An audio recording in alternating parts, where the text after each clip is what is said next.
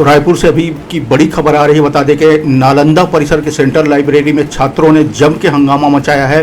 बता दें कि पढ़ने वाले छात्र असुविधाओं को लेकर प्रदर्शन कर रहे हैं। बता दें कि परीक्षा का सीजन चल रहा है, ऐसे में छात्र नाराज है। जो सेंट्रल लाइब्रेरी में सुविधा मिलनी चाहिए वो सुविधा नहीं मिल रही है। इसको लेकर छात्रों ने मोर्चा खोल दिया और जमकर हंगामा मचा रहे हैं।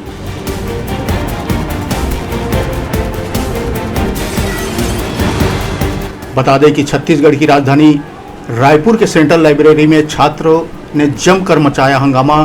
सेंट्रल लाइब्रेरी नालंदा परिसर में स्थित है। यहां पर पढ़ने वाले छात्र अपनी असुविधाओं को लेकर प्रदर्शन कर रहे हैं।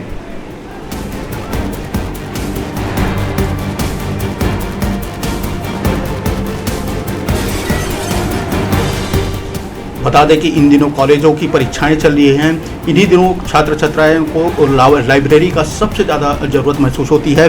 ऐसे में विद्यार्थी कई दिनों से पिछले कई दिनों से मांग कर रहे हैं। जो असुविधा है सेंट्रल लाइब्रेरी में उसको लेकर सुधारवाने और सुधार लाने की मांग कर रहे हैं, जिसको लेकर आज छात्रों में गुस्सा फूट पड़ा और छात्रों ने जमकर प्रदर्शन किया।